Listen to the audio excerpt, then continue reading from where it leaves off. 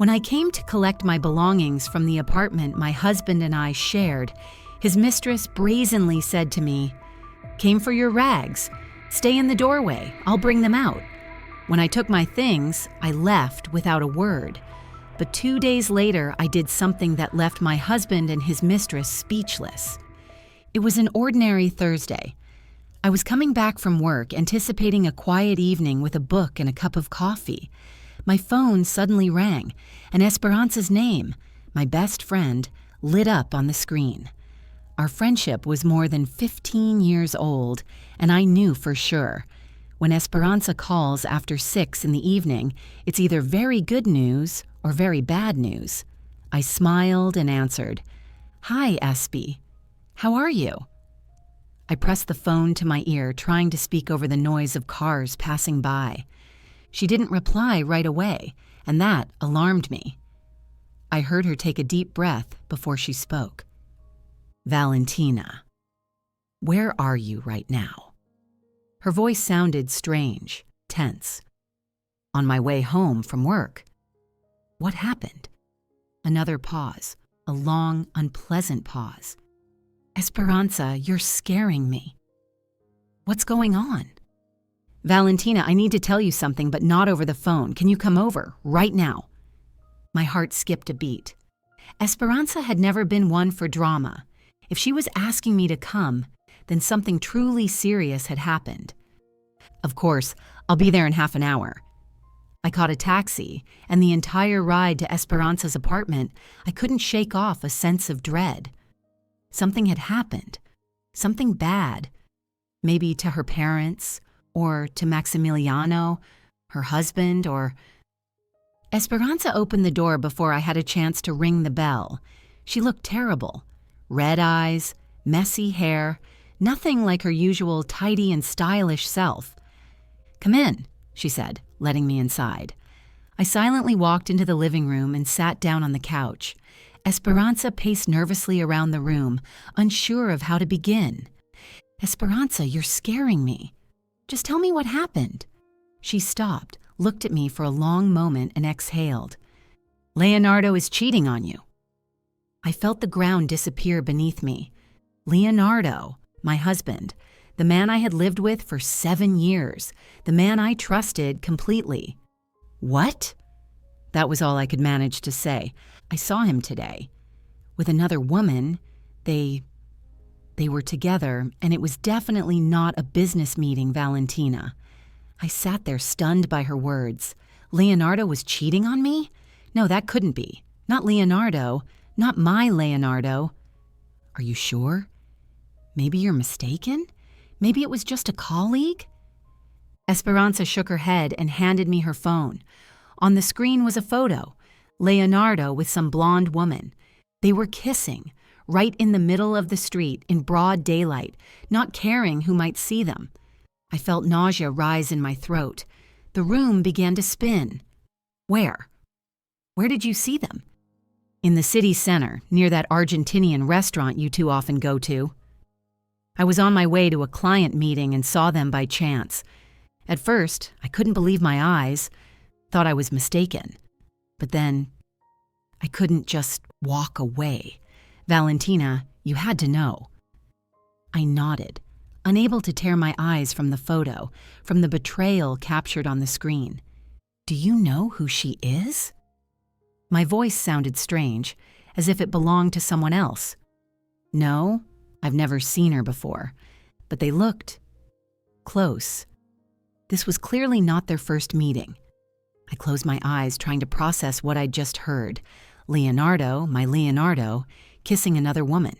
And I hadn't even suspected a thing. No signs, no hints. Our life was moving along as usual. Ordinary weekdays, the occasional weekend together, plans for a vacation next month. "What are you going to do?" Esperanza sat down beside me, gently placing her hand on my shoulder. "A good question. What was I going to do? Forgive him? Pretend I didn't know?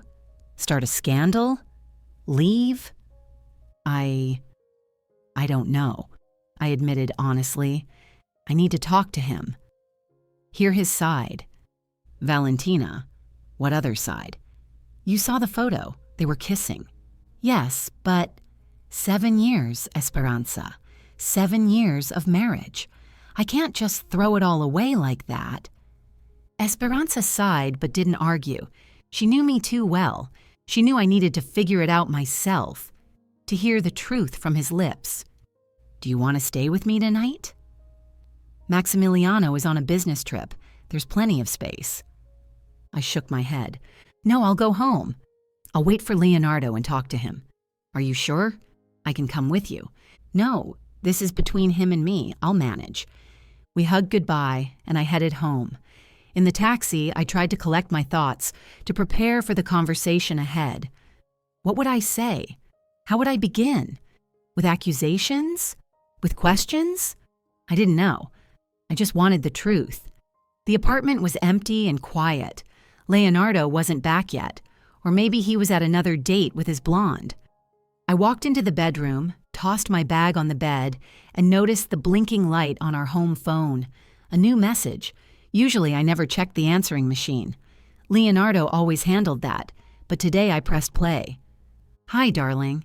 It's me. Just wanted to remind you about tomorrow. I'm so looking forward to our trip. Kisses everywhere. I miss you. So much. The voice was female, young, playful, unfamiliar. The message was for Leonardo, from her, from that blonde in the photo, or maybe from someone else entirely. I felt something break inside me. A trip? What trip? Leonardo had no business trips planned. He hadn't said a word about going anywhere, which meant they were planning to go away together. Tomorrow. I sat on the edge of the bed, tears running down my cheeks. This was too much already. The photo and now this message. How much more proof did I need? At that moment, I heard the sound of a key turning in the lock. Leonardo was home. I quickly wiped my tears and went to the hallway. He was standing with his back to me, hanging his jacket on the hook, just like always, as if nothing had happened, as if everything were normal. Hi, he said, turning around. You're home early today. I looked at him and didn't recognize him. It was the same Leonardo, the same brown eyes, the same hair, the same smile. But now I saw him differently. I saw a stranger, a traitor. Can we talk? My voice sounded calm, too calm. He tensed. Something in my tone, in my gaze, made him wary. Of course. Did something happen? We went into the living room. I sat in an armchair, he on the couch. Just a couple of meters separated us, but it felt like a vast gulf. Who is she? I decided not to beat around the bush. Leonardo froze. His face changed instantly. Confusion, fear, then an attempt to feign ignorance. What are you talking about? Don't pretend you don't understand. I know everything, Leonardo. Esperanza saw you today. You were kissing, right in the middle of the street. She took a photo. He turned pale. His mouth opened, closed, opened again like a fish thrown onto the shore. Valentina, I can explain. Really? And how are you going to explain kissing another woman, planning some trip with her tomorrow? She called, left a message on the answering machine. Leonardo lowered his eyes. He no longer tried to deny it, no longer tried to lie. That was already a small victory. I didn't want you to find out like this. And how did you want me to find out? Were you planning to send me a postcard from your little vacation together? No, of course not. I was going to tell you. I was just waiting for the right moment. The right moment for what, Leonardo? To say that you're cheating on me? That you're having an affair with another woman? It's not just an affair, Valentina. I'm in love. Those words hit me harder than I expected. In love. Not just a fling, not just physical attraction. He was in love with another woman. How long has this been going on? Leonardo winced as if my question physically hurt him. Almost a year. A year. For an entire year out of our 7 years of marriage, He had been with someone else. For a year, he had lied to me, looked me in the eyes, told me he loved me, and at the same time, he was with her. Who is she? Her name is Isabella. Isabella Valdez. She works at our company in the marketing department. Isabella. Now, the betrayal had a name, a face in the photo, and a name. And what now? Leonardo took a deep breath. I want to be with her, Valentina. I fell in love with her, truly in love. I'm so sorry. I'm so sorry. As if those words could change anything, as if they could heal the wound he had inflicted. You're leaving me for her? Yes. One short word that erased 7 years of life together, 7 years of memories, plans, hopes. When? We're leaving tomorrow to Costa Rica for a week, and after that, I'll move in with her. She has her own apartment. I nodded, trying to take in his words. Tomorrow. Everything would end tomorrow. Our marriage, our life together. Everything would become just memories. And what about me? About our apartment? Our things? The apartment stays with you. It's in your name anyway. As for the things, I'll take only the essentials. The rest you can keep or throw away. I don't care. I don't care. Another phrase that hurt more than I could have imagined. He didn't care. Our life together, our belongings, our memories, none of it mattered to him anymore. And you think I'll just accept this? Let you walk away to her as if nothing happened? What else can you do, Valentina? Hold me by force? Make me love you? He was right. And that was the most painful part. I couldn't make him stay, couldn't make him love me, couldn't bring back what we had lost. I won't make a scene if that's what you're worried about. I'm not the kind of woman who throws tantrums and clings to men who don't love them. But I want you to know this. You broke my heart, Leonardo, and I'm not sure I'll ever be able to forgive you. He lowered his eyes, avoiding my gaze. I know. And I really am sorry. I never wanted to hurt you. But you did. Yes, I did. We sat in silence, not looking at each other. Two strangers who had once vowed to love each other until the end of their lives. I'll spend the night at Eduardo's, Leonardo finally said, so as not to complicate things. Tomorrow, I'll come back for my stuff. Will you be home? No, I'll be at work. Make a copy of the keys and leave them with the concierge when you go.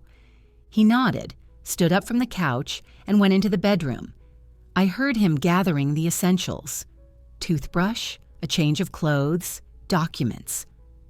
15 minutes later, he came out with a small duffel bag. I'll call you when I'm back from Costa Rica. We'll need to discuss the formalities, the divorce and all that. Divorce?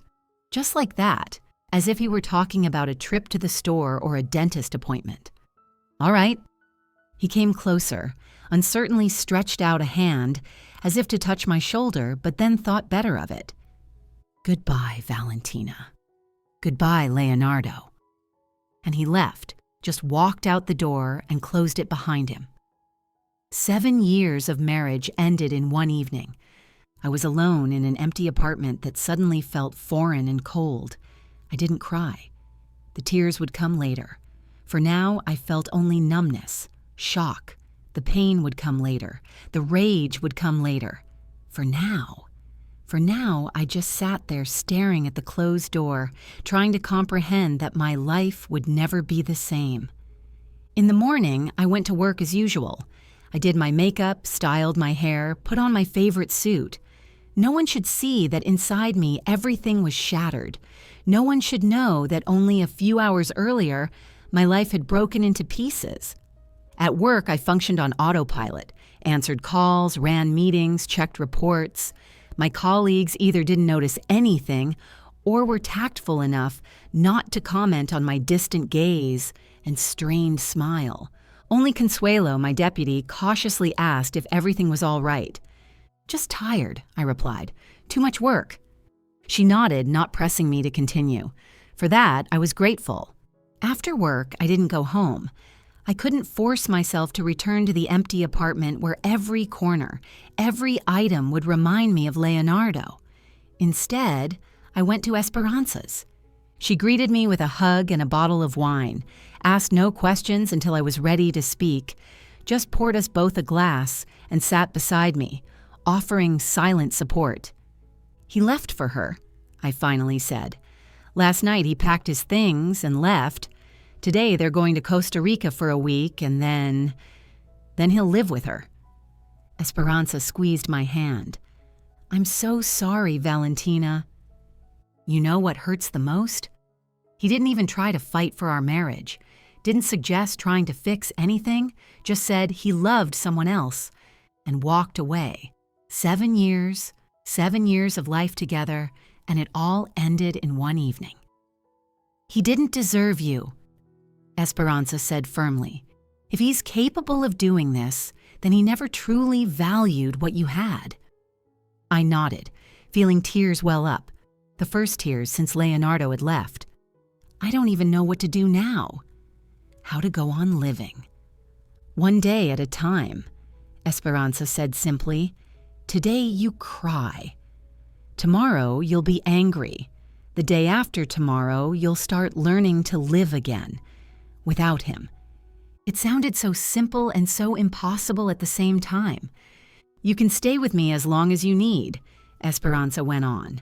There's no reason to go back to that apartment if you're not ready. Thank you, but I'll need to pick up my things. At least some nightwear, the essentials. I'll go with you whenever you decide. Tomorrow, I said. They're leaving tonight.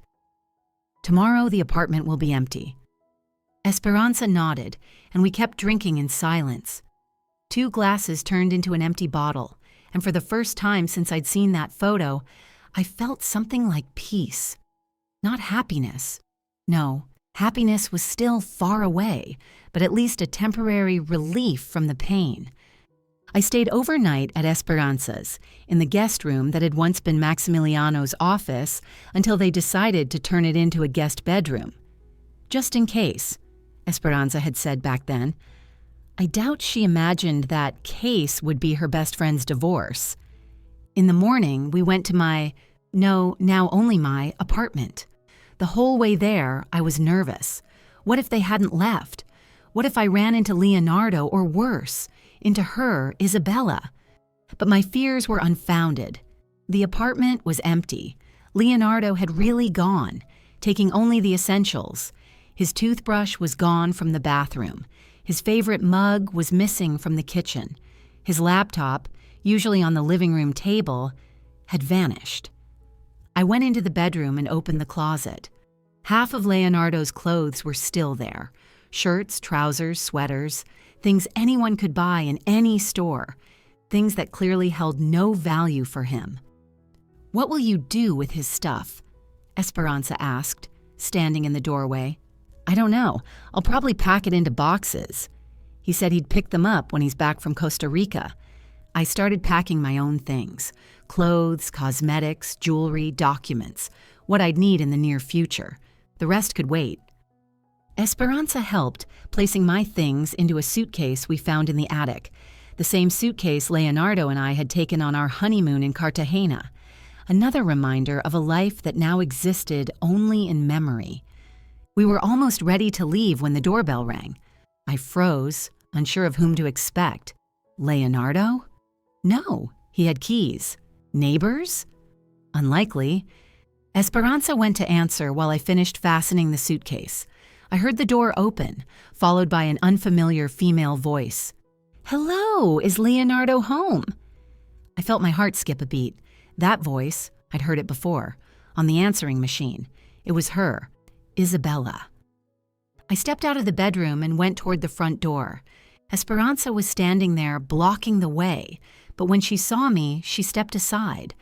And then I saw her in person for the first time. Not in a photo Esperanza had taken, but here, in the doorway of my apartment.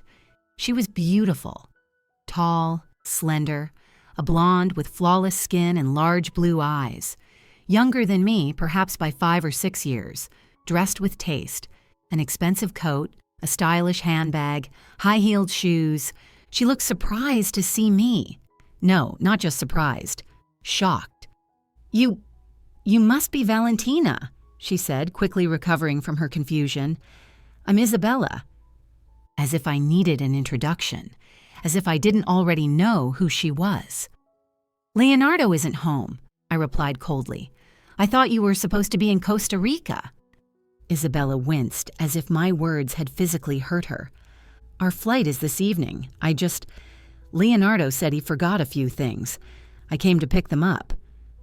"What things exactly?" My voice sounded calm, but inside me a storm of emotions raged. His work laptop and some documents. He said they're in his office. So he had already told her about our apartment, about the layout of the rooms, about where he kept his things. She knew more about our life than I had imagined. "His laptop isn't here. He took it with him when he left." "Oh." Isabella looked unsettled. "And the documents?" "They're in a folder, a blue folder with the company logo." "I don't know what folder you mean. If Leonardo needs any documents, let him come for them himself when he gets back from Costa Rica." Isabella frowned, her perfect face twisted with irritation. "Look, I understand that you're upset, but these are just documents. Leonardo needs them for work. It's very important." "Many things were important to me, too," I replied, "like my husband's fidelity. But that didn't stop him from cheating on me with you for an entire year." Isabella sighed, clearly losing patience. "Let's not make a scene. We're all adults here. Sometimes relationships end. People meet, fall in love, break up. That's life." "Thank you for the philosophy lesson. And now, if you don't mind, I'd like you to leave. This is still my apartment." "Actually, it's your and Leonardo's apartment," Isabella retorted, "and I have every right to be here if Leonardo doesn't object."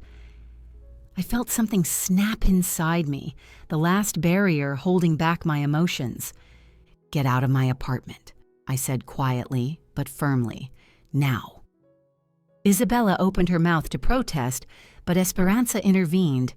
"You heard what Valentina said. Leave, before we call the police."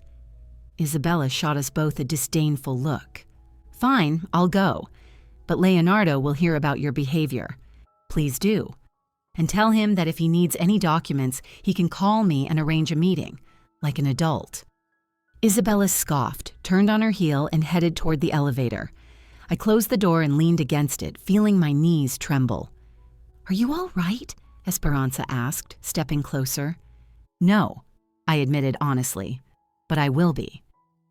We finished packing my things and left the apartment.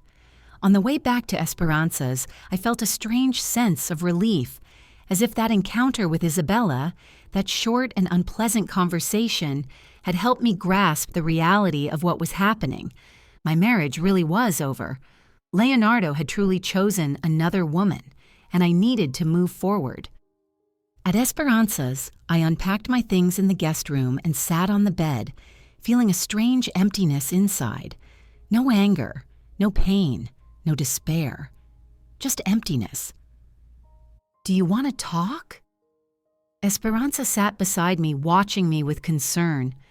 "No, not now. I just need some time alone to process everything." She nodded in understanding and left me with my thoughts. I lay down on the bed, closed my eyes, and let myself sink into memories. Our first meeting with Leonardo, our first date, his proposal, our wedding, the honeymoon, our first anniversary, buying the apartment. All those moments that had seemed so meaningful, so important. Moments now stained by the bitterness of betrayal. I didn't know how much time passed like that, lost in thought. An hour? 2? But when I opened my eyes, it was already dark outside. I got up, washed my face with cold water, and went into the living room. Esperanza was sitting on the couch, working on her laptop. When she saw me, she set it aside. "How are you?" "Better," I answered, and it was the truth. The emptiness inside me was beginning to fill with something new. Not anger, not a desire for revenge, but determination. Determination not to let this betrayal break me. Determination to come out of this stronger than before. "I've been thinking," I said, sitting down next to Esperanza. "I need to find a way to move on. I can't live at your place forever." "You can stay as long as you need," Esperanza reassured me. "Maximiliano and I are only glad to have you." "Thank you, but I need to find my own space." A new beginning. "Do you want to sell the apartment?" I hesitated. The apartment was entirely mine. I had inherited it from my grandmother, and when Leonardo and I got married, we decided to renovate it and live there together. Leonardo had suggested putting it in both our names, but I refused. Intuition, a premonition, I don't know. But now I was grateful for that decision. I don't know, maybe. Too many memories. "Don't rush into a decision," Esperanza advised. "Give yourself time." I nodded, knowing she was right. It wasn't wise to make big choices in such an emotional state.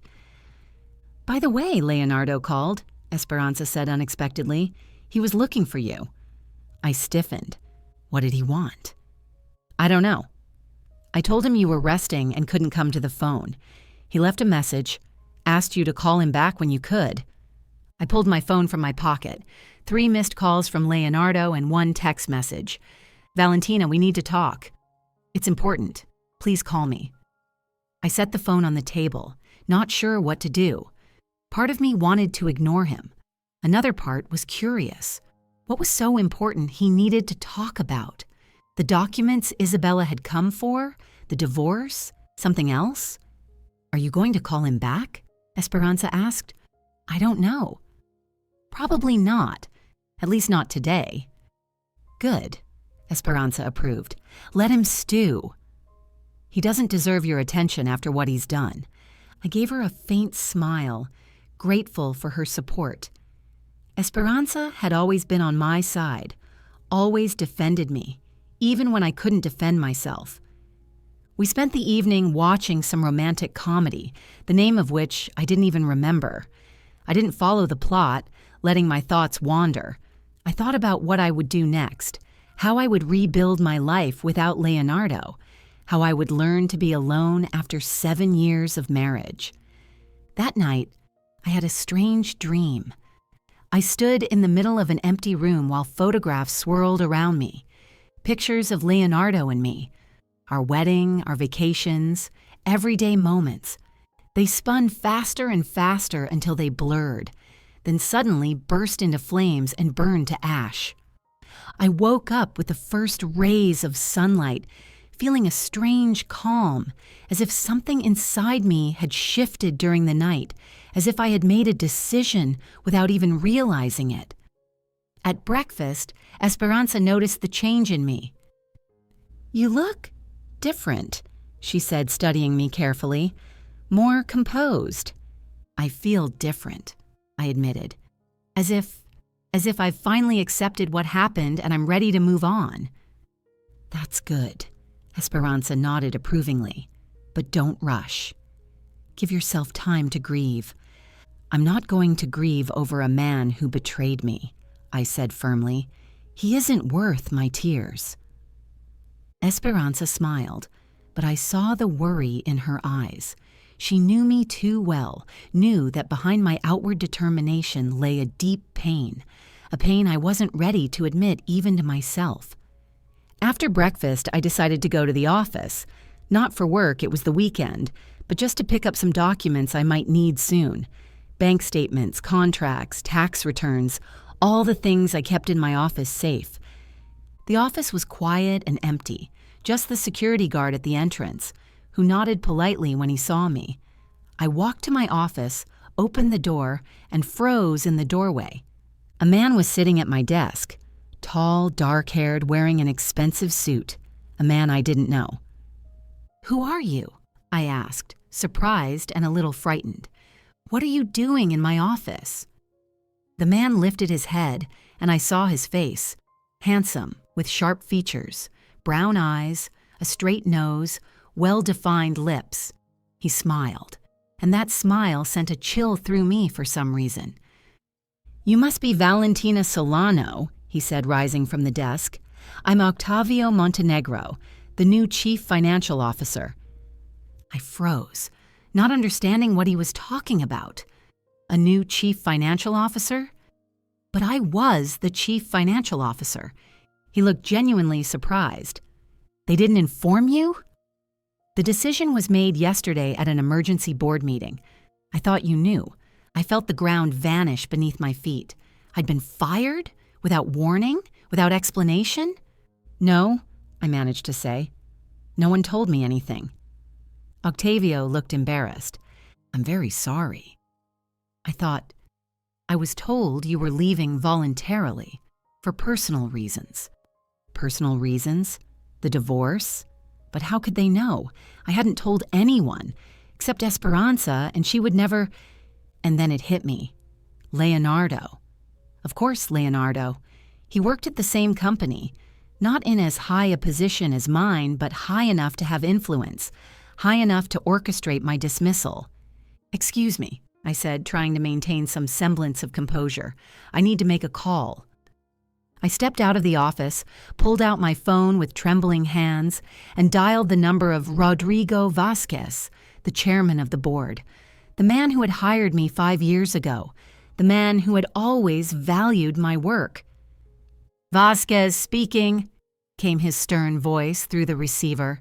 "Rodrigo, this is Valentina Solano. I just came into the office and found out I've been replaced. What's going on?" The pause on the other end was so long I thought the line had gone dead. "Valentina," he said at last, "I was going to call you today. I'm very sorry you had to find out this way." "So it's true? You fired me?" "I truly regret it, Valentina. But we had no choice. The information we received..." "What information?" I interrupted. "What are you talking about?" Another pause. "Leonardo provided evidence of misconduct on your part, manipulation of financial reports, falsification of data for personal gain." I felt the blood drain from my face. Leonardo had accused me of financial fraud, me, who had always been scrupulously honest in my work. "That's a lie," I said firmly. "A complete and absolute lie. I never..." "We have documents, Valentina. Signed orders from you, bank statements. Everything points to you, well, acting against the company's best interests. It's forgery." Leonardo forged my signature, fabricated the documents. "Valentina, I understand you're upset, but these are serious accusations. The evidence is convincing. The board made its decision. If you believe a mistake has been made, you're entitled to take it to court." "And I will," I declared resolutely, "and you'll regret believing his lies." "I truly am sorry, Valentina. You were a valuable employee. I hope you can prove your innocence." I ended the call, feeling a wave of fury rising inside me. Leonardo hadn't just left me for another woman. He had decided to destroy me, to destroy my career, my reputation, my future. I returned to the office where Octavio was still waiting. He looked awkward, as if he had witnessed something he shouldn't have. "I'm very sorry," he said again. "If this is some kind of misunderstanding..." "This isn't a misunderstanding," I cut him off. "It's a deliberate attempt to destroy me. But I won't let it happen." I walked to the safe, punched in the code, and pulled out a folder with my personal documents. "I'm only taking my personal belongings," I told Octavio. "Everything else stays. But keep this in mind. I will fight for my reputation. And when the truth comes out, I expect not just reinstatement, but a public apology." He nodded, clearly at a loss for words. I turned and walked out of the office with my head held high. Only in the elevator, when the doors closed, did I allow myself to lean against the wall, close my eyes, and take a deep breath. Leonardo had hit below the belt. He knew how much my work meant to me. knew how many years of effort and time I had invested in my career, and he had decided to take that from me too. I walked out of the building, got into my car, and for the first time in days, I allowed myself to cry. I cried from anger, from hurt, from the sheer scale of betrayal. I cried until there were no tears left, only determination. Determination not to give up, not to let Leonardo and his new lover destroy my life. I wiped away my tears, started the car, and drove back to Esperanza's. On the way, I called my lawyer, Fernando Guerrero, the man who had handled the company's legal matters for me over the past 3 years. "Fernando, I need your help," I said when he answered. "I was fired, accused of financial fraud. It's all lies, fabricated by my ex-husband." "Ex-husband," he repeated. "You're divorced?" "No, not yet. But it's only a matter of time. He left me for another woman, and now he's trying to destroy my career." "I need to know every detail," Fernando said seriously. "When can we meet?" "Today, the sooner the better. We agreed to meet in his office in 2 hours. That gave me just enough time to get back to Esperanza's, pull myself together, and prepare." Esperanza met me at the door, worry in her eyes. "What happened?" she asked as soon as I stepped inside. "Your face says everything." "I was fired," I said shortly. "Leonardo accused me of financial fraud, forged documents, signatures. The board believed him." Esperanza looked shocked. "But why? Why would he do that?" "I don't know. Maybe he wants to make room for his new girlfriend. Maybe he just wants to destroy me. But I won't let him." "What are you going to do?" "Fight. I'm meeting my lawyer in 2 hours. I'll be filing a lawsuit against the company and against Leonardo." Esperanza came closer and hugged me tightly. "I'm with you, no matter what. I'm always on your side." I squeezed her hand gratefully. "Thank you. I need that right now." I quickly showered, changed clothes, and got myself ready. Looking in the mirror, I saw a woman who was broken, but not defeated. A woman who was prepared to fight for her life, for her dignity, for her future. Fernando greeted me in his office, a small but elegantly furnished room in a downtown business center.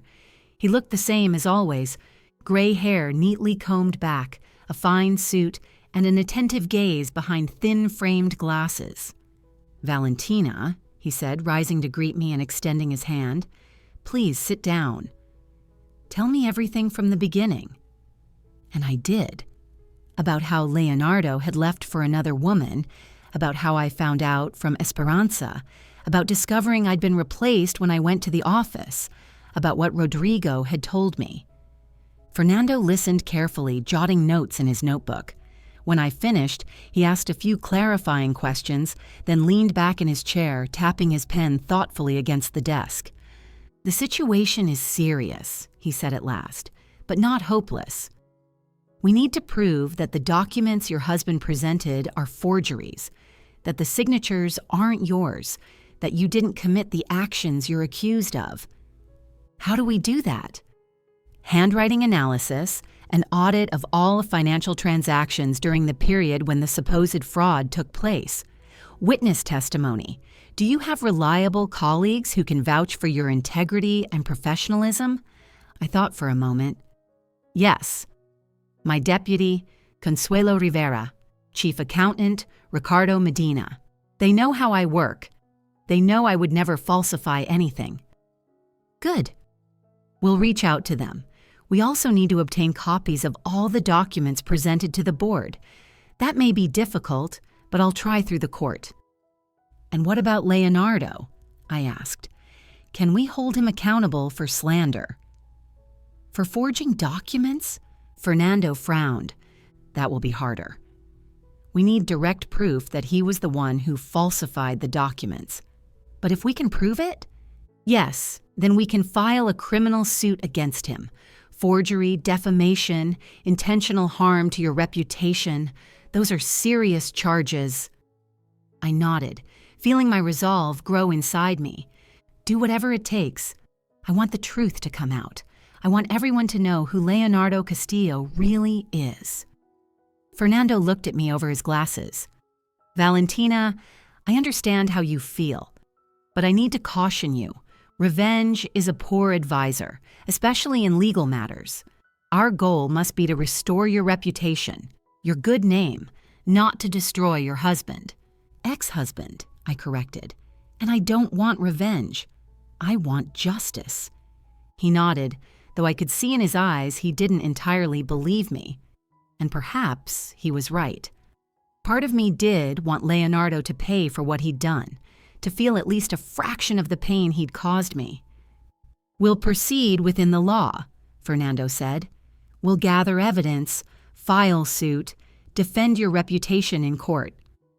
But it will take time, months, maybe longer. I have time, I replied. I have a lot of free time now. We agreed on the next steps, and I left Fernando's office with the feeling that at least I was doing something, not just sitting and feeling sorry for myself, but fighting. Fighting for my right to a dignified life, for my future. On the way back to Esperanza's, I checked my phone again. More missed calls from Leonardo and a new message. Valentina, please call me back. We really need to talk. It's about your job. I snorted. Now he wanted to talk after fabricating charges against me after getting me fired. I opened Leonardo's contact, stared at his number, at his photo. We'd taken it on our last vacation in the Caribbean, Leonardo smiling against the backdrop of the sea, looking happy. I'd thought then how handsome he was, how lucky I was to have him as my husband, how naive I had been. I deleted his contact, deleted all our photos from my phone, deleted every message, every trace of him from my digital life. It was a small, symbolic gesture, but it helped me feel a little stronger, a little freer. Esperanza was waiting for me with dinner ready and a bottle of wine. She didn't bombard me with questions, just silently set a plate of arepas and a glass of red wine in front of me. "You look better," she remarked when we sat down at the table. "I feel better," I agreed. "At least now I have a plan. I know what I'm going to do next." "And what's that?" "Fight. Prove that Leonardo lied. Restore my reputation. And then we'll see."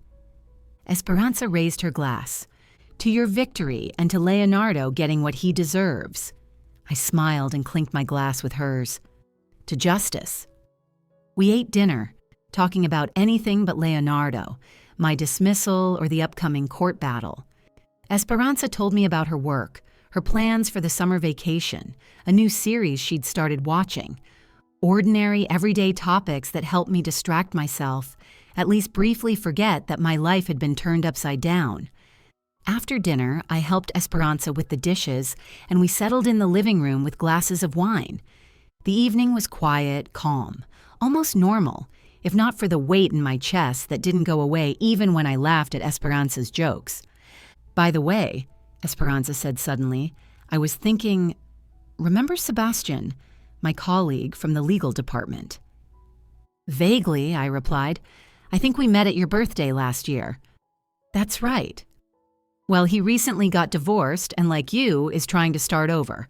I thought maybe you two could—" "No," I interrupted firmly. "Esperanza, I appreciate your concern, really, but I'm not ready for a new relationship, not even a casual date. I need time to sort out what's already in my life before letting someone new in." Esperanza looked disappointed, but nodded. "I understand. Sorry, I just wanted to help." "You are helping," I said softly. "More than you can imagine. Just stay close. That's enough." She smiled and squeezed my hand. "Always." We finished the wine in cozy silence, and I went to bed. That night, no nightmares came. No Leonardo, no Isabella. I simply slept, deeply and without dreams, and it felt like a small but important victory. In the morning, I woke with a sense of renewal, as if not just a new day had begun, but a new chapter of my life. A chapter I would write myself, without Leonardo, without his influence, without his presence. Over breakfast, Esperanza told me that Maximiliano would be returning from his business trip that evening. "He knows you're staying with us," she said, "and he has no problem with it. On the contrary, he's worried about you. He said he'll help however he can." I smiled, touched by the kindness. Maximiliano had always been a good friend and a wonderful husband to Esperanza, the kind of man I thought I had found in Leonardo. "Thank you. I'll try not to abuse your hospitality." "Don't even start," Esperanza waved me off. "You can stay as long as you need." After breakfast, I decided to stop by my apartment. I needed to pick up a few more things: documents, jewelry, photo albums, the things I didn't want to leave behind in an empty home. "Do you want me to come with you?" Esperanza offered. "No, thank you, I'll be fine." Besides, Leonardo isn't in town. He's in Costa Rica with his new girlfriend. Esperanza nodded, though I could see the worry in her eyes. "Call me if you need anything." "I will." I drove to the apartment feeling an odd calm. 3 days ago, the thought of returning to that empty home where everything reminded me of Leonardo had been unbearable. Today I was ready to face the memories, the pain, the reality of loss. I walked up to my floor, opened the door, and stepped inside. The apartment was quiet and empty, as if life itself had left along with Leonardo. I moved through the rooms, gathering what I had come for: photo albums with pictures of my parents, my childhood, my friends, jewelry my grandmother had given me, documents for the apartment, the car, my diplomas and certificates. In the bedroom, I opened the jewelry box where I kept my treasures. The wedding ring was still there, just where I had left it when Leonardo walked out, a gold band with a small diamond, not too expensive, but symbolic, a sign of our union, our love, our promises to each other.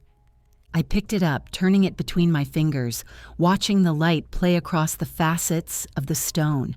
For 7 years, I had worn this ring. For 7 years, it had symbolized my happiness. And now, I put the ring back into the box and closed it. I didn't take it with me. Let it stay there, as a reminder of what once was, and as a warning for the future. I was nearly finished packing when I heard the sound of the door opening. Someone had come into the apartment. Leonardo had keys, but he was supposed to be in Costa Rica. Could he have come back early? Or was it...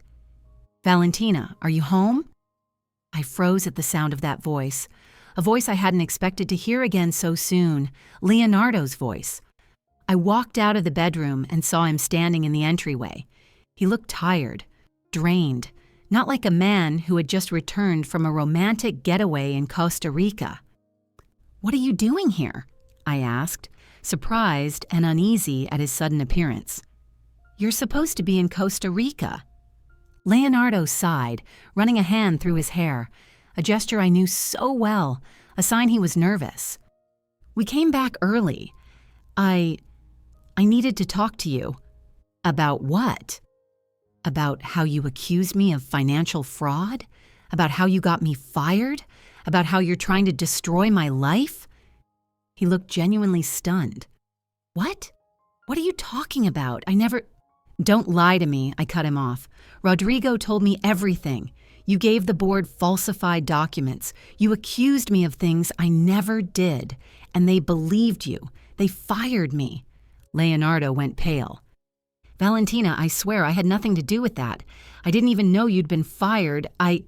Enough!" My voice rose. "Enough lies, Leonardo. I don't believe a single word you say anymore. You betrayed me. You destroyed our family. And now you're trying to ruin my career. Why? What did I ever do to you? Why are you doing this to me?" He stepped closer, reaching as if to take my hands, but I pulled back. "Valentina, please listen to me. I swear I had nothing to do with your dismissal. I didn't even know about it until Isabella told me yesterday." "Isabella?" I sneered. "Your new girlfriend. And how exactly did she know about my dismissal?" Leonardo fell silent and something flickered in his eyes. Realization? Understanding? Suspicion? Isabella, he said slowly. She works in the marketing department, but she has connections in the company. She's friends with Rodrigo's wife. They go to the spa together, to the fitness club. And she knew about your dismissal before it even happened. She said she'd heard it from Patricia, Rodrigo's wife. I felt something click inside me, as though the last piece of the puzzle had fallen into place. It was her, I said, certain of my conclusion.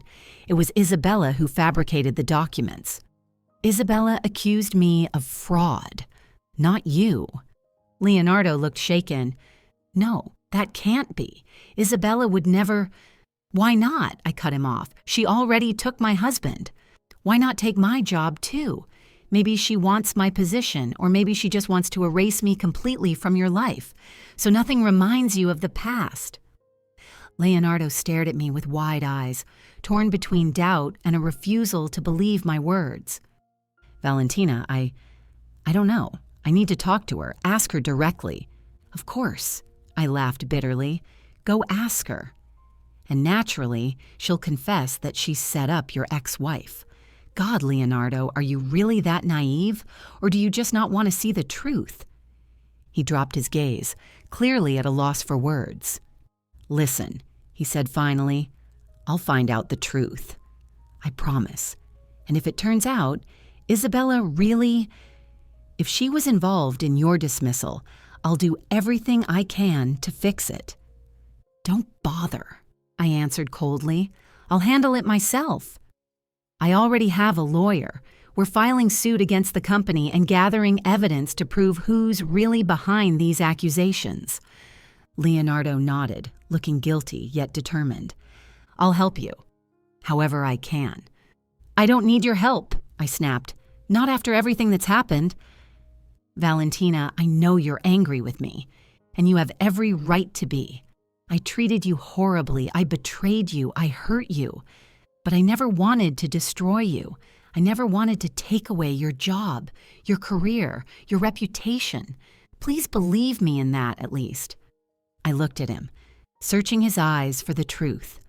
Was this just another lie? Or did he truly not know what his new lover had done? Even if that's true, I said at last, even if you had nothing to do with my firing, it changes nothing between us. You chose her. You left. Our marriage is over. He nodded, accepting my words. I know. And I'm sorry. Truly sorry. So am I whispered. Now, if you don't mind, I'd like to finish packing and leave. I'm staying with Esperanza. Yes, of course. He stepped back to let me pass. I'll call you after I speak with Isabella, after I find out the truth. I didn't answer. I simply returned to the bedroom, finished packing, and zipped up my bag. When I came back out, Leonardo was already gone. Only the faint scent of his cologne lingered, proof that he'd been there at all. I closed the door, went downstairs, and got into my car. Only then, in the silence and solitude, did I allow myself to think about what had just happened. Leonardo claimed he had nothing to do with my firing, that it might have been Isabella. Isabella, who had taken my husband, and now, perhaps, wanted to take my career as well. Could she really have gone that far? Forging documents, fabricating accusations, destroying a woman she barely knew, just to erase the ghost of her new man's former wife? It seemed insane, and yet entirely possible. I recalled our brief exchange at the door of my apartment, the cold, appraising look in her eyes, the condescending tone in her voice.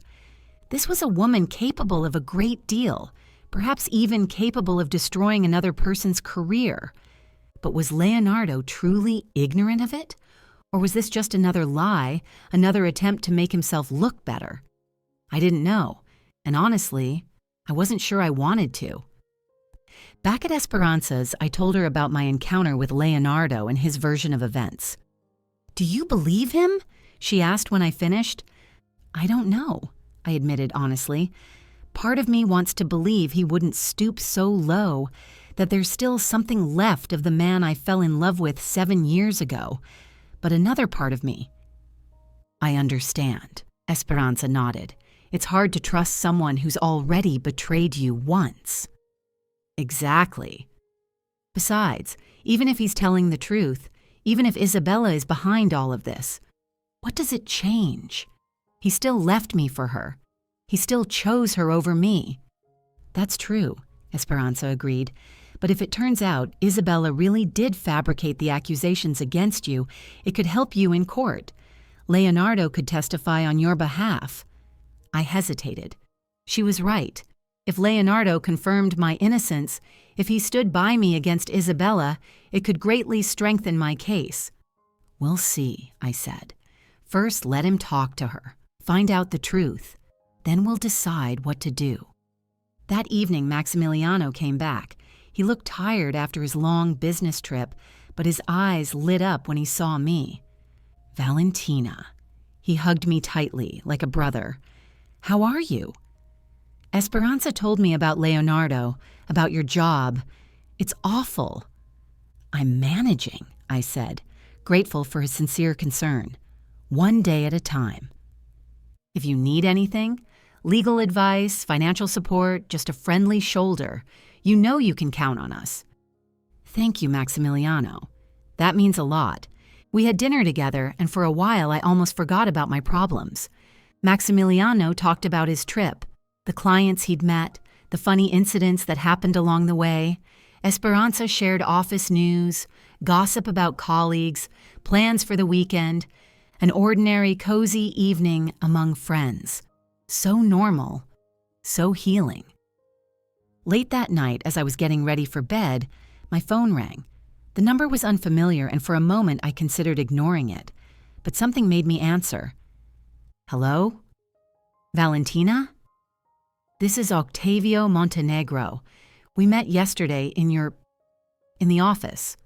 I stiffened at the sound of his voice. The man who had taken my place. What did he want from me? Yes, I remember. To what do I owe the call?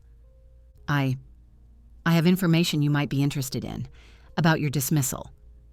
I sat down on the bed, suddenly fully alert. What kind of information? Not over the phone. His voice was tense, almost fearful. Can we meet? Tomorrow morning? At Colibri Cafe, at 8. I hesitated.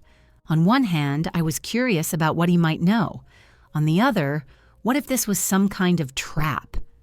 Why? I asked bluntly. Why help me? A pause. Then, because what they did to you was wrong, and I don't want to be part of it. Please come tomorrow. I'll tell you everything I know. All right, I decided. I'll come. But know this, I won't be alone. I understand. Tomorrow morning, Valentina. He hung up, leaving me unsettled. What did Octavio know, and why had he decided to share it with me? I told Esperanza, who was still awake, about the strange call. It sounds suspicious, she noted. Are you sure you want to go? No, but I need to find out what he knows. It could help my case. Then I'm coming with you, Esperanza said firmly. I don't want you to go alone. Thank you. I wasn't planning to. The meeting's at 8 a.m. at Colibri. I'll be ready.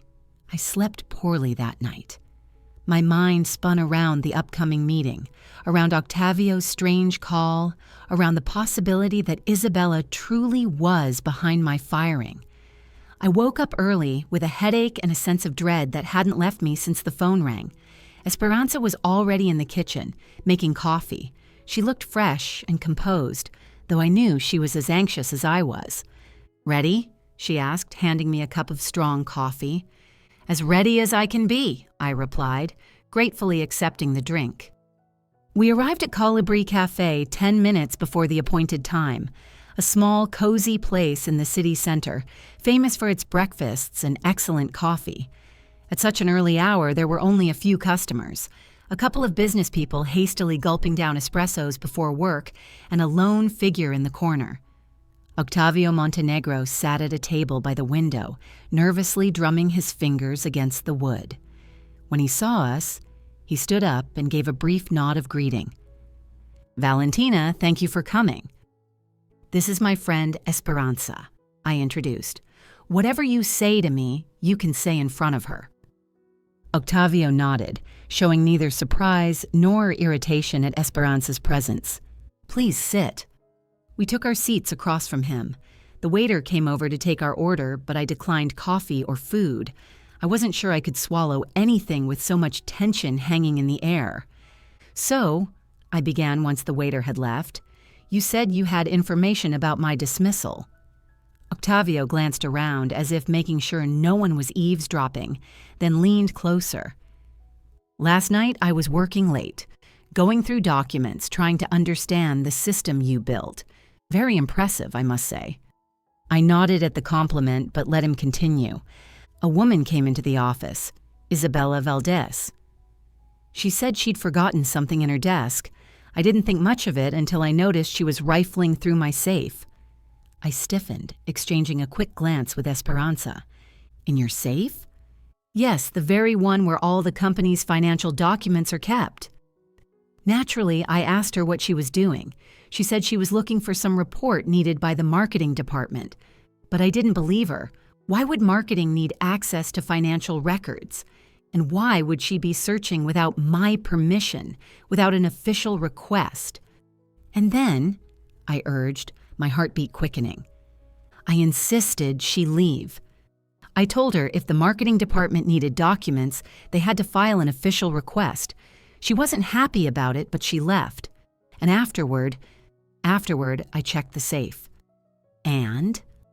I could hardly breathe, waiting for his answer. And I discovered that some of the documents had been swapped out, replaced with others, with altered figures, with your not very well-forged signature. I exhaled, a strange mix of shock and satisfaction coursing through me. There it was, the proof I had been searching for. Are you certain? Esperanza asked. Absolutely certain the signatures were forged? Octavio nodded. I compared them to your signatures on other documents, Valentina. The difference is obvious, and I noticed something else. The dates on these documents. They all fall within the period when you were on vacation. March of this year. You couldn't have signed them because you weren't in the office. I remembered. Yes, in March, I had taken a week off to visit my parents in another city. Leonardo was supposed to come with me, but at the last minute, he canceled. Said he had important work to do. These documents, I said slowly. What do they show? Financial fraud, transfers to personal accounts, falsified reports. Octavio confirmed. Yes, exactly that. And everything points to you. But now I know it's a forgery. Why are you telling me this? I asked, still not entirely ready to trust him. You took my place. Isn't it in your best interest if I stay out of the picture? Octavio sighed, running a hand through his hair, a gesture so reminiscent of Leonardo's that for a moment it made my chest ache. I joined this company because I believed in its principles, its reputation for honesty and transparency. And then I find out my appointment is based on lies, on falsification.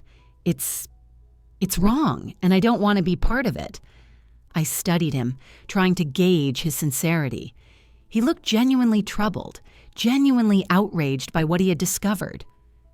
What are you going to do? I asked. I already did, he replied. This morning I sent Rodrigo an email with copies of both versions of the documents, the originals and the forged ones, along with an explanation of what I found and my letter of resignation. I can't work in a company that allows this. I was stunned by his resolve, his integrity. You quit. Because of me? Not because of you, Octavio shook his head. Because of principle. Because I can't be complicit in lies and forgery. I didn't know what to say. This man, whom I barely knew, was risking his career, his future, to restore justice, to help me. Thank you, I finally managed. This means a lot to me. He gave a faint smile. Don't thank me. I'm just doing what I believe is right.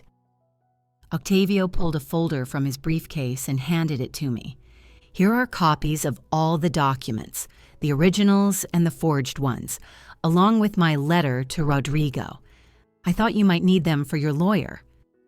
I took the folder, feeling warmth spread through my chest, the warmth of gratitude.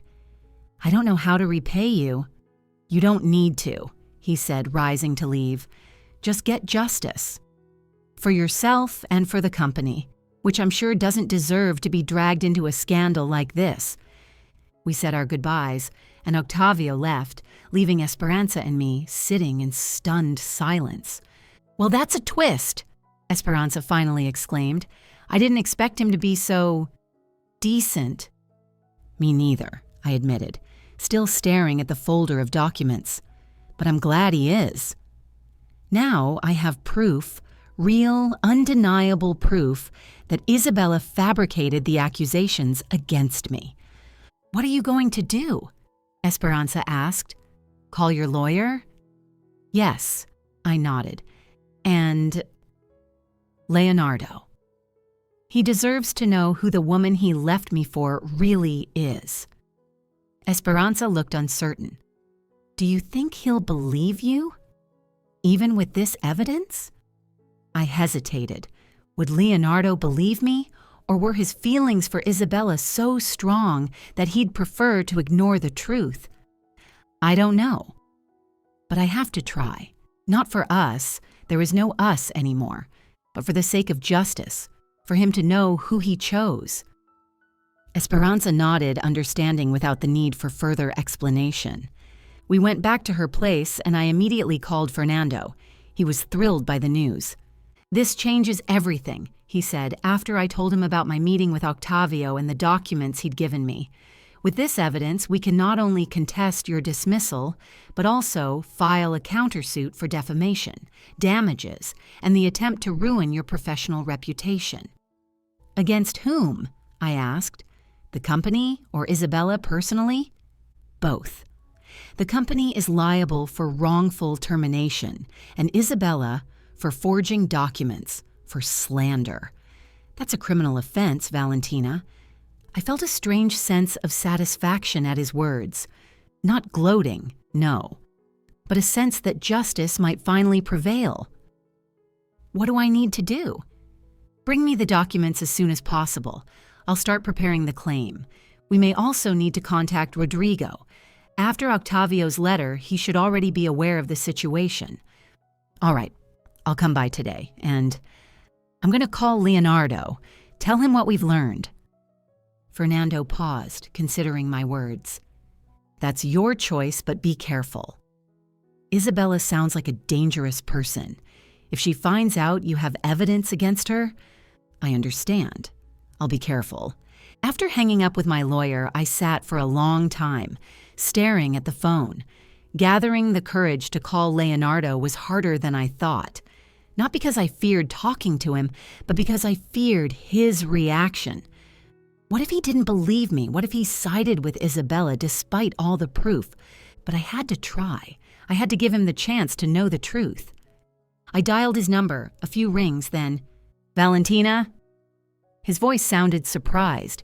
He clearly hadn't expected my call. We need to talk, I said, skipping any pleasantries. It's important. It's about Isabella. A pause. Then, what happened? Not over the phone. Can we meet? Today? Yes, of course. Where? In the park, where we used to walk, by the fountain, at 3 o'clock. Fine, I'll be there. I hung up, feeling a strange calm. I had taken the first step. Now all that was left was to wait for the meeting. Esperanza, who had overheard the conversation, came over and put her arm around my shoulders. Are you sure you want to meet him alone? I could go with you. Thank you, but no. This is a conversation we need to have in private. She nodded in understanding, but I could still see the worry in her eyes. Just be careful. And call me if something goes wrong. I will. Before meeting Leonardo, I dropped the documents off with Fernando. He studied them carefully, taking notes and shaking his head. An obvious forgery, he said, comparing my real signatures with the ones on the falsified papers. Not even a very good one. It's surprising the board of directors didn't notice the difference. They weren't looking for it, I pointed out. They were given a convincing story, and they believed it without checking the details. Perhaps, Fernando agreed, but now we have the evidence, and we'll use it to the fullest. I arrived at the park 15 minutes early. It was a warm, sunny day, the air filled with the scent of blooming jacarandas. People were strolling, laughing, enjoying the fine weather. An ordinary, peaceful summer day. So unlike the storm of emotions inside me.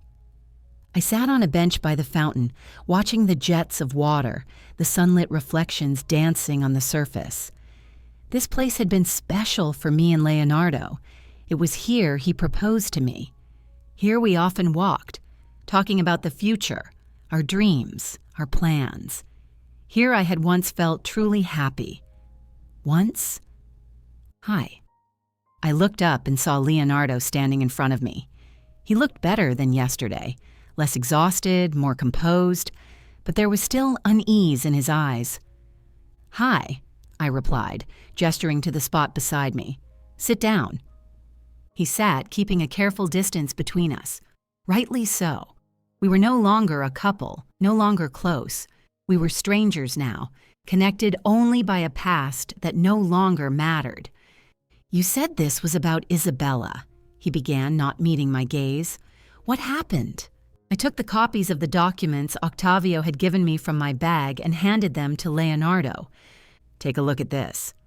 He accepted the papers, began skimming through them, first with puzzlement, then with growing recognition and horror. What is this? He asked, though I could already see in his eyes that he knew. Proof that Isabella forged financial documents with my signature in order to accuse me of fraud and get me fired. Leonardo flipped through the papers, comparing the originals with the fakes, the genuine signatures with the forgeries. His face grew paler with every page. Where did you get this? He finally asked. From the man who took my place, Octavio Montenegro. He caught Isabella trying to swap out more documents and discovered the ones that had already been falsified. Leonardo closed his eyes and pinched the bridge of his nose, a gesture I knew all too well, a gesture of extreme strain, of deep stress. I can't believe it, he muttered. I can't believe she... But it's true, I said firmly. I have the evidence. Irrefutable. My lawyer is already preparing a lawsuit against the company and against Isabella personally for defamation, forgery, and deliberate harm. Leonardo lifted his gaze to me, and in his eyes I saw pain, real, profound pain. Why would she do this? He asked, almost to himself. Why? You'll have to ask her that, I answered. I can only guess. Maybe she wanted to erase every reminder of your past. Maybe she was jealous, afraid you'd come back to me. Maybe she wanted my position. Or maybe she's simply a bad person, Leonardo. He shook his head, still unwilling to accept it. No, there has to be some explanation. Isabella wouldn't. She couldn't. But she did, I said gently. And you'll have to face that. Face who she really is. Leonardo kept staring at the documents in his hands, as if they might give him answers to questions he couldn't put into words. What are you going to do? He asked.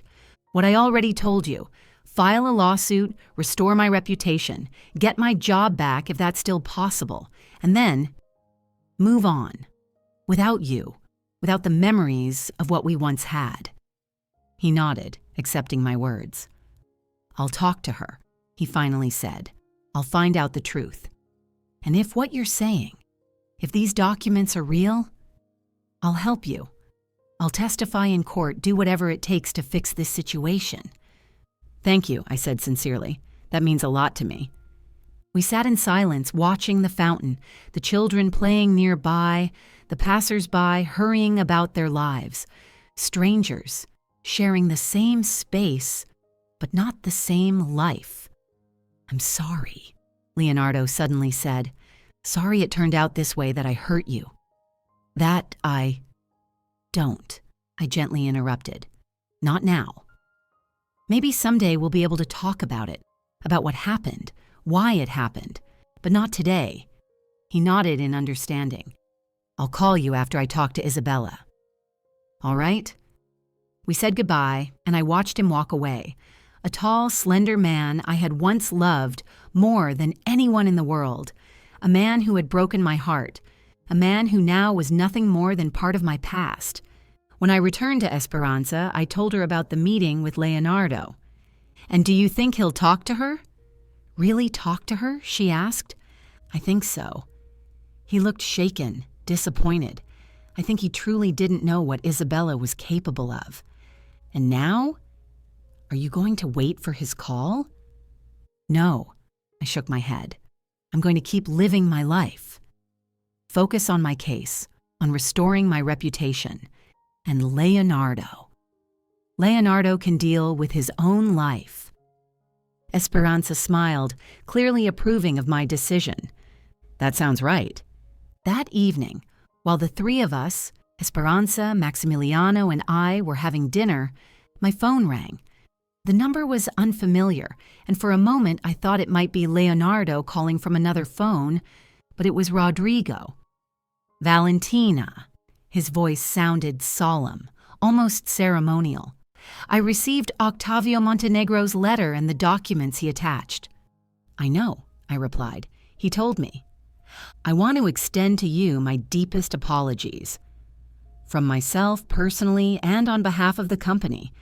We made a terrible mistake in believing the false accusations against you. I said nothing. The apology was welcome, but it couldn't give back what I had lost. My reputation, my dignity, my faith in fairness. We'd like to correct that mistake, Rodrigo continued. We'd like to reinstate you in your position with a salary increase and compensation for the moral damage caused. I hesitated. Return to the company after everything that had happened. Could I really work there, knowing that my colleagues, the very people I trusted, so easily believed in my dishonesty? I need to think about it, I finally said. It's a serious decision. Of course, Rodrigo agreed. I understand. But please know, we would be glad to have you back, and we'll do everything we can to make this right. Thank you. I'll let you know my decision. After the call with Rodrigo, I sat in silence, lost in thought. Esperanza and Maximiliano looked at me expectantly. They offered me my job back, I said, with a raise in compensation. And what did you say? Esperanza asked. That I need to think about it. And do you want to go back? Maximiliano asked carefully. I thought about it. I don't know. Part of me does.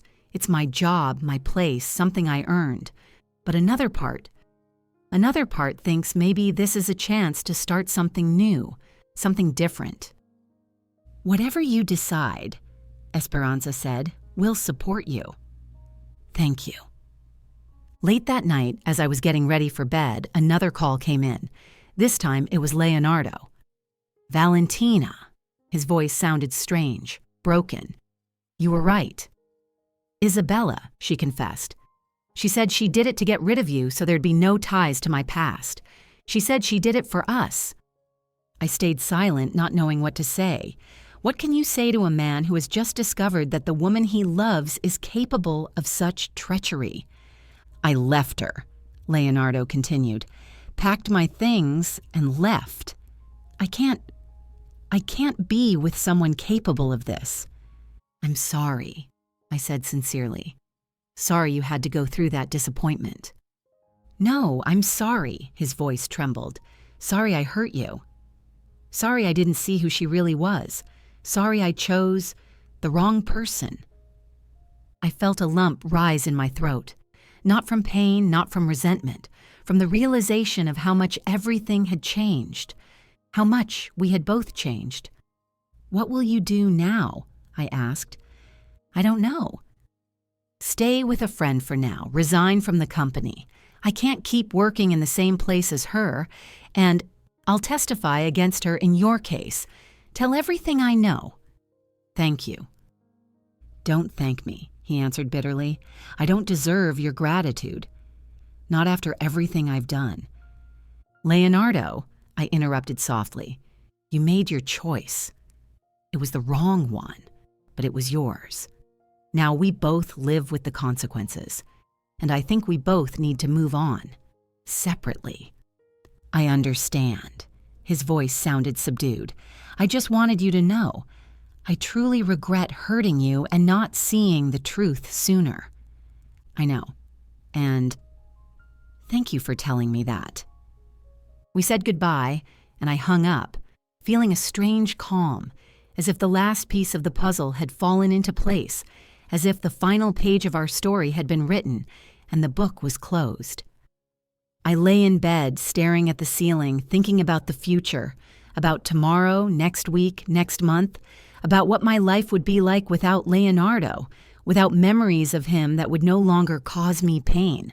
I didn't know if I would return to the company or find a new job, didn't know if I would stay in this city or move somewhere else, didn't know if I would ever be able to trust again, to love again, to believe again in the eternity of feelings. But I knew one thing. I had survived.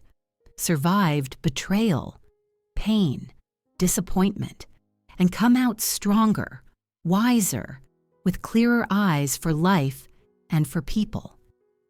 In the morning, I woke with a sense of renewal, as though not just a new day, but a new chapter of my life was beginning, a chapter I would write myself without Leonardo, without his influence, without his presence. At breakfast, Esperanza noticed the change in my mood. "You look calmer," she said, "more at peace." "I am," I agreed. I've let go. Let go of the pain, the resentment. Let go of Leonardo. Esperanza smiled, clearly pleased by my words. "That's good. That's very good, Valentina." After breakfast, I called Fernando and told him about my conversation with Leonardo, about his decision to testify against Isabella. "That's excellent," the lawyer approved. "His testimony will be very valuable, especially given their relationship." "Yes," I agreed. "And Rodrigo offered me my job back, with a raise and compensation." "That's a good offer," Fernando noted. "I advise you to accept it. Of course, we can still sue Isabella personally for defamation and forgery, but the company clearly wants to make amends." "I'll think about it," I promised. "I'll let you know my decision." After the call, I sat for a long time, weighing my options: return to the company, accept their apology, their compensation, their attempt to make things right, or start fresh, find a new job, maybe even in a new city. Just then, the doorbell rang. Esperanza went to open it and a minute later returned with a bouquet of flowers, roses, lilies, orchids, a huge, luxurious bouquet. "This is for you," she said, handing me the bouquet and the attached card. I took the card, opened it, and read, "Valentina, please accept these flowers as a small token of our apologies and as an invitation to return. The company needs you. We need you. Respectfully, Rodrigo and the entire team." I looked at the bouquet, at the card, at Esperanza, who was watching me curiously. "From the company," I explained. "They really do want me back." "And what have you decided?" Esperanza asked. I hesitated. What had I decided? To return? To accept their apology, their offer? Or to refuse and start something new? "I think," I began, and suddenly realized I already knew the answer. I knew what I wanted. "I think I'll go back, but on my own terms, with a new contract, new authority, and a promise that this will never happen again." Esperanza smiled, clearly approving my decision. "That sounds perfect. You deserve this. You deserve to return with your head held high." "Yes," I agreed. "I do." I called Rodrigo and told him my decision. He was clearly delighted and immediately suggested we meet to discuss the details of my return. We arranged to meet the next day. That evening, sitting at dinner with Esperanza and Maximiliano, I felt a strange calm, as if the storm that had been raging inside me for days had finally subsided, as if I could finally see the way forward, clear, sharp, free of the past. To your return, Maximiliano raised his glass, and to a new beginning. To a new beginning, I echoed, clinking glasses with them. A new beginning, without Leonardo, without the pain of betrayal, without self-doubt. A beginning I would create myself, for myself, on my own terms, with my own hopes and dreams. The next 2 weeks flew by in a blur, the meeting with Rodrigo signing a new contract under far better terms, preparing the case against Isabella, gathering evidence, interviewing colleagues who could testify to my honesty and professionalism. Leonardo kept his word and testified against Isabella. He described in detail how she confessed to forging the documents, how she tried to justify her actions by claiming it was for him, for them. His testimony was so compelling that the prosecutor's office opened a criminal investigation. Now Isabella was facing not only a civil lawsuit, but also criminal charges. I returned to the company. My colleagues welcomed me with open arms, with apologies, with promises of support. I accepted their words with gratitude, but inside I knew I would never fully trust them again. They had been far too quick to believe in my dishonesty, far too quick to turn away from me. But I was a professional, and I could work with them without fully trusting them. I could do my job well without needing to be their friend. As for my personal life, I chose to focus on myself, on my interests, my plans, my dreams. Esperanza sometimes tried to introduce me to her friends or colleagues, but I gently refused. I wasn't ready. I wasn't sure I would ever be ready to open up again, to trust again. And then, a month after Leonardo had left, I decided to move back into into my apartment.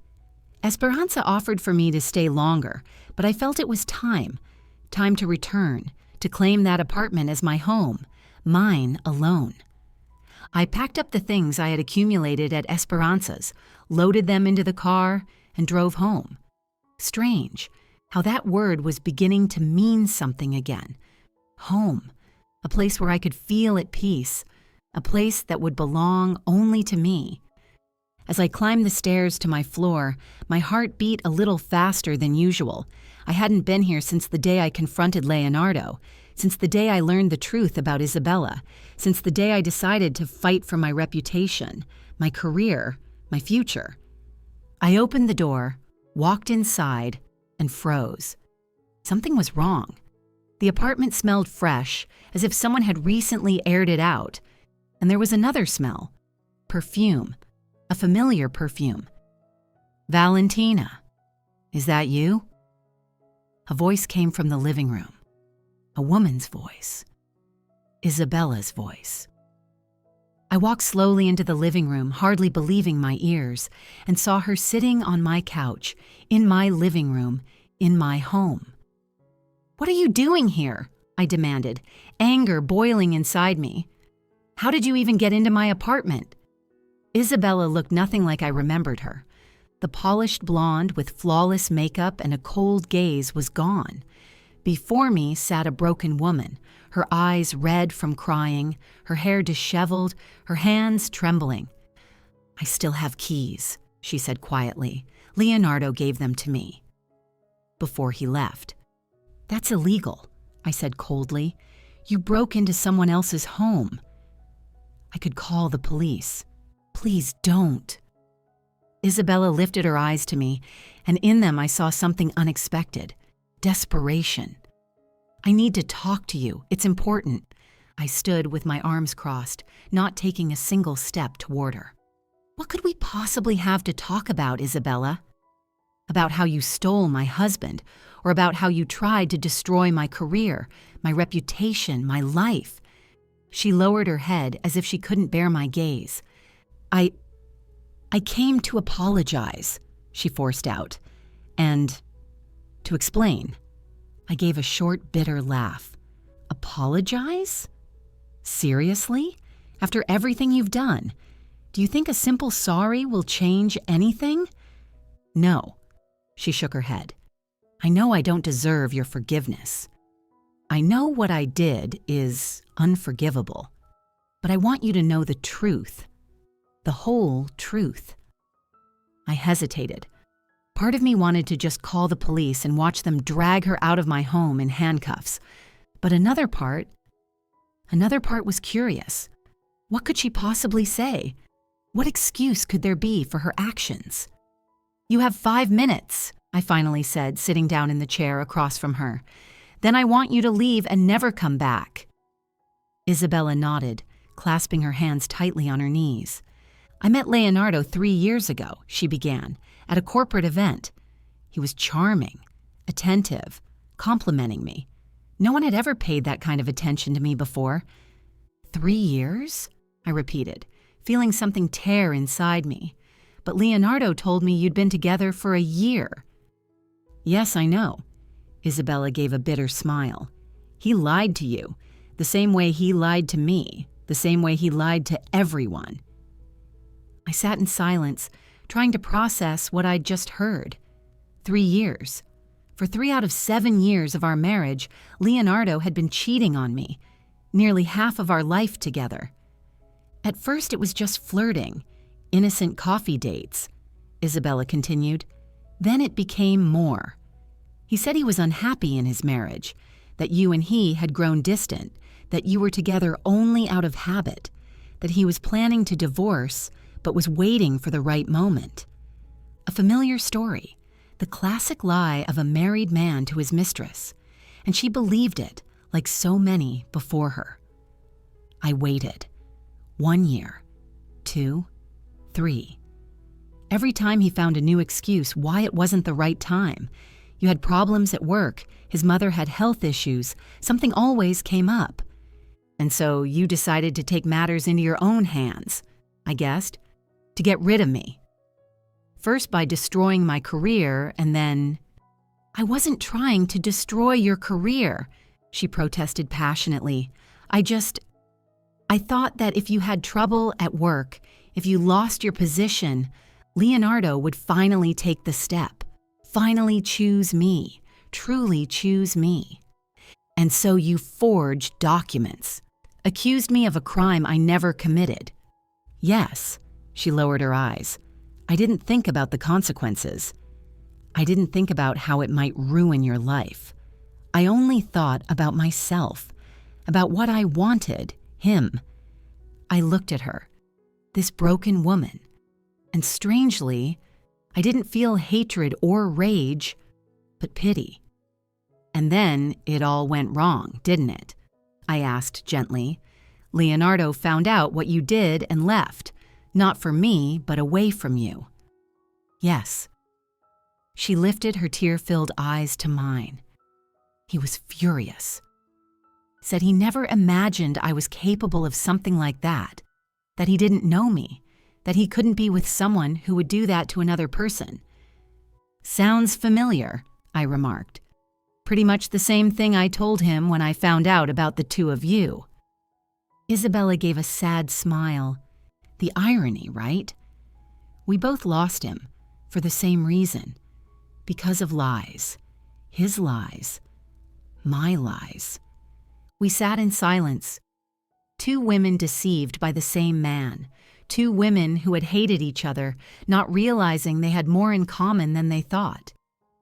"I didn't just come to apologize," Isabella finally said.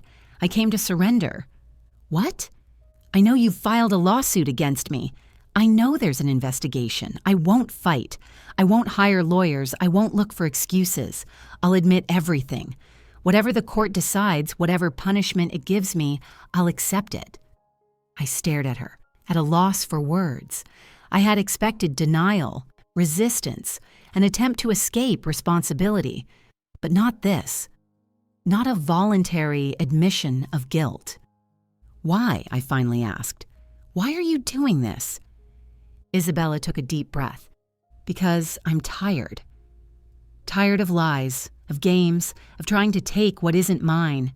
Because I want to start fresh. And to do that, I first have to pay for my mistakes." I thought for a moment. What did I feel? Satisfaction, Yes, at her confession. Relief, certainly, that I wouldn't have to endure a long legal battle. But there was something else, something unexpected. Understanding. Understanding that the woman sitting before me wasn't a monster, not some villain out of a cheap novel, but just a flawed human being who had made a terrible mistake and was now ready to face the consequences. "What do you want from me?" I asked. "For me to drop the lawsuit? To forgive you? No." Isabella shook her head. "I don't expect forgiveness. I don't expect mercy. I just wanted you to know that I regret it, that I understand the pain I caused you, and that I'm ready to face punishment." She stood, preparing to leave. "Here." She held out the keys. "I won't bother you again." "Goodbye, Valentina." I looked at the keys in her hand, and suddenly it hit me. I didn't want revenge. I didn't want to ruin her life the way she had tried to ruin mine. I didn't want to waste months, maybe years of my life in courtrooms, fighting to prove I was right, fighting against her. I wanted to move on, without Leonardo, without Isabella, without the past holding me back. "Wait," I said, standing up. I'll think about it, about withdrawing the lawsuit." Isabella froze, unable to believe her ears. "What? But why?" "Because I'm tired too," I answered honestly. "Tired of the pain, the anger, the desire for revenge. Tired of thinking about you and Leonardo. I just want to move on with my life." I don't know what to say," Isabella murmured. "I didn't expect—" "I'll talk to my lawyer," I interrupted. "We'll see what can be done.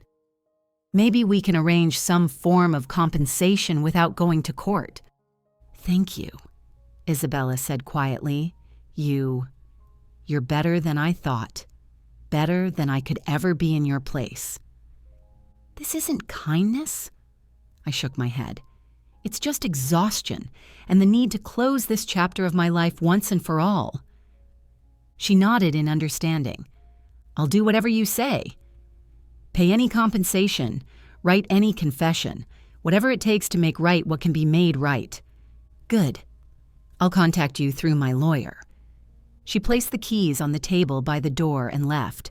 I was alone again, in my apartment, in my home, which at last truly felt like mine.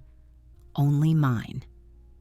The next day I met with Fernando and told him about Isabella's visit, her confession, and my decision. "Are you sure?" he asked, peering at me over his glasses. "This is a serious decision." "I'm sure," I nodded.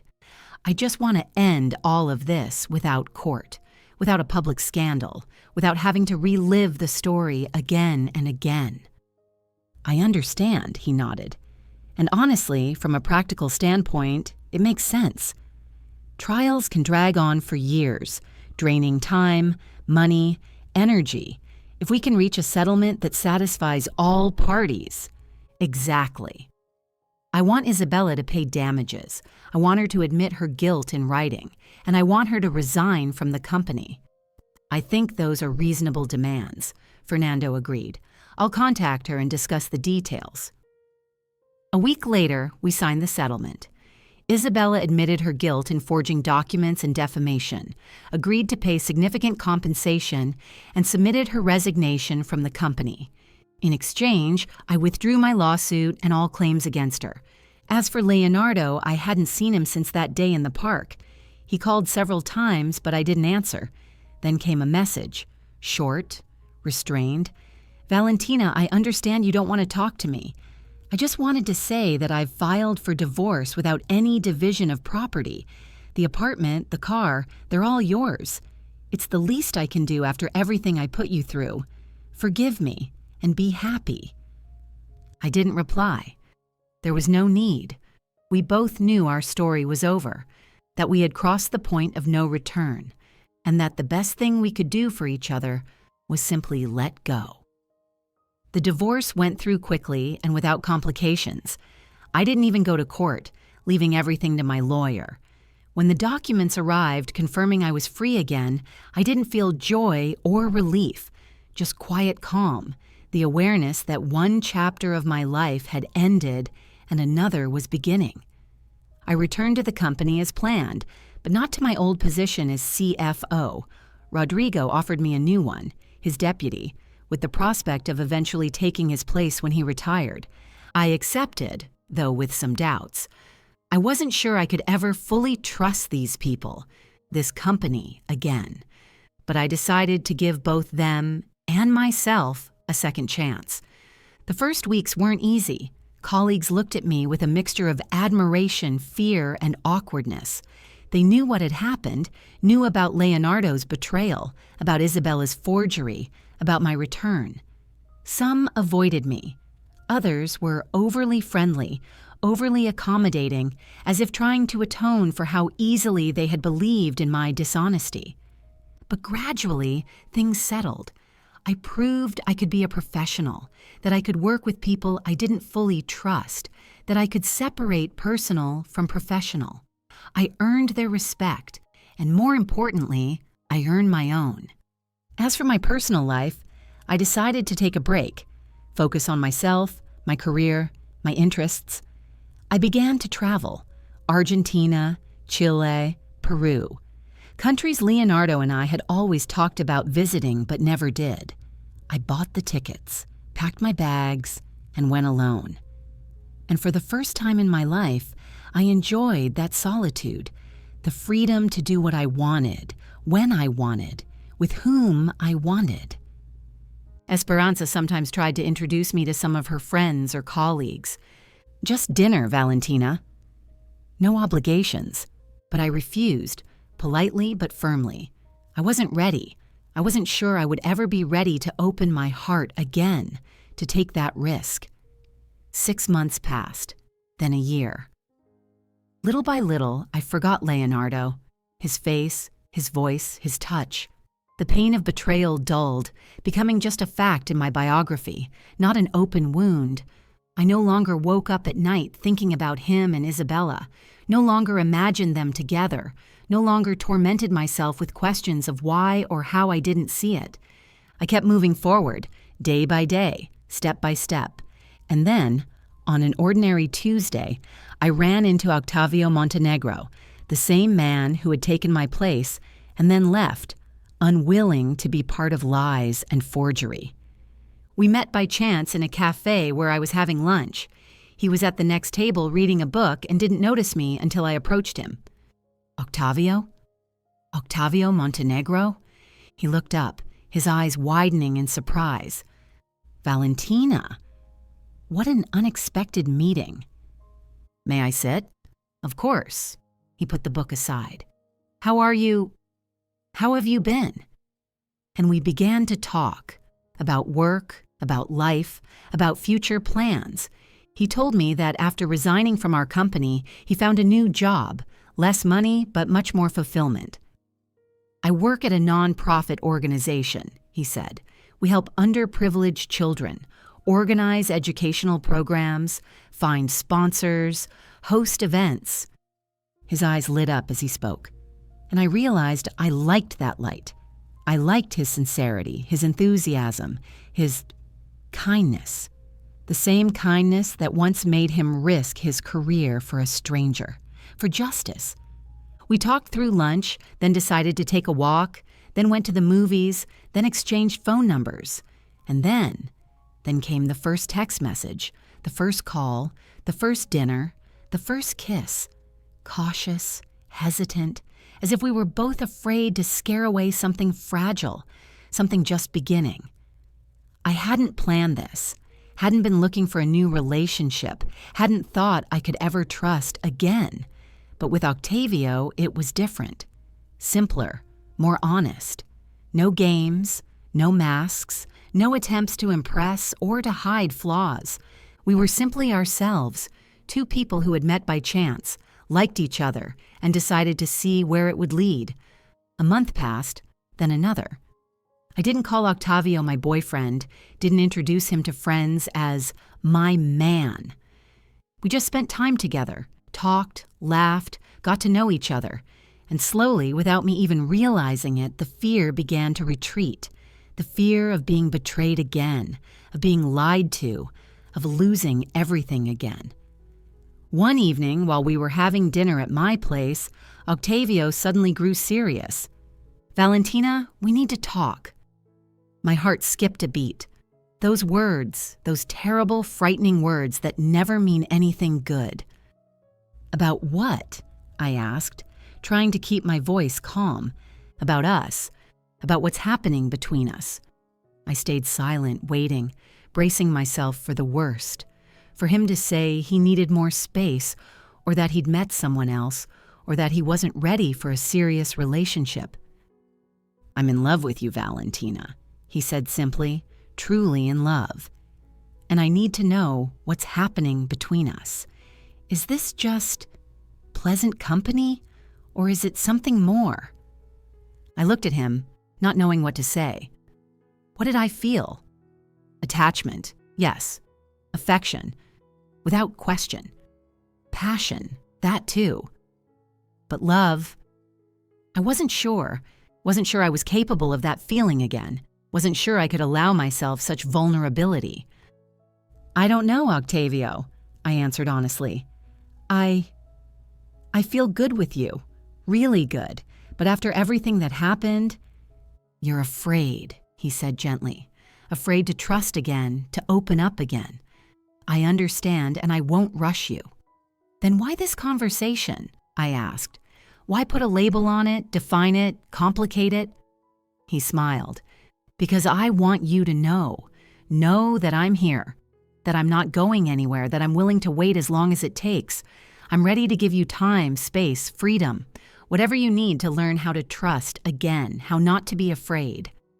I looked at him and suddenly felt something inside me break, not from pain, but from relief, from the realization that not all men are like Leonardo, not all relationships are doomed to betrayal and lies, that sometimes people simply need a second chance, a chance at happiness, at love, at trust. "I can't promise it will be easy," I whispered. "I can't promise that I won't doubt, won't be afraid, won't push you away." "I know," he said, taking my hand, "and I'm not asking for promises. Just try. Try to believe that not all stories end the same way, that ours can be different." And I tried. Day by day, step by step, I learned to trust.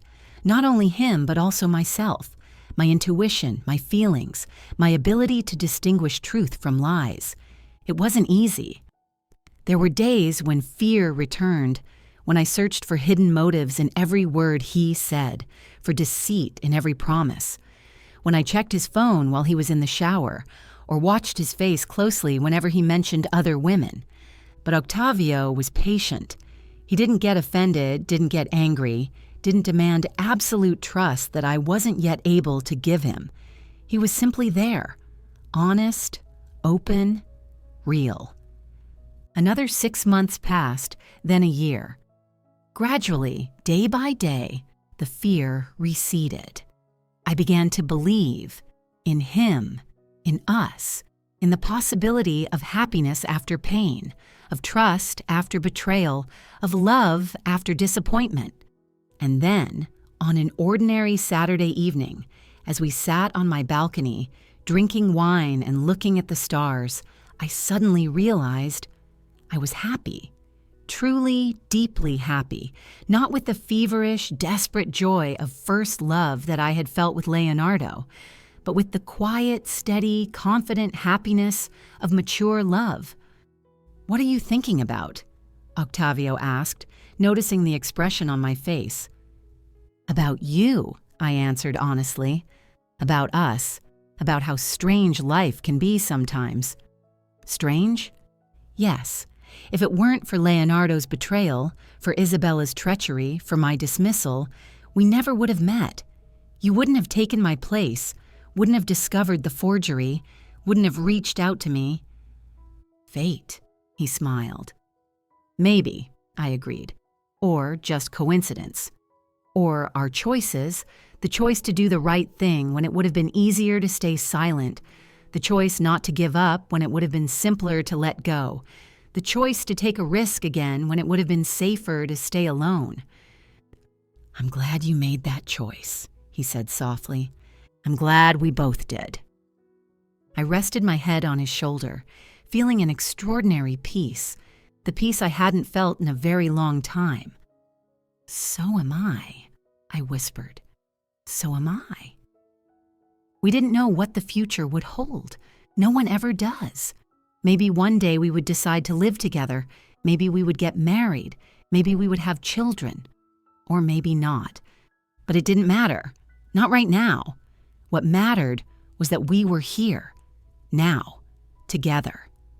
What mattered was that I had learned to believe again in love, in trust, in the possibility of happiness. What mattered was that my story had been given a second chance. If you're enjoying it as well, leave a like and subscribe to the channel.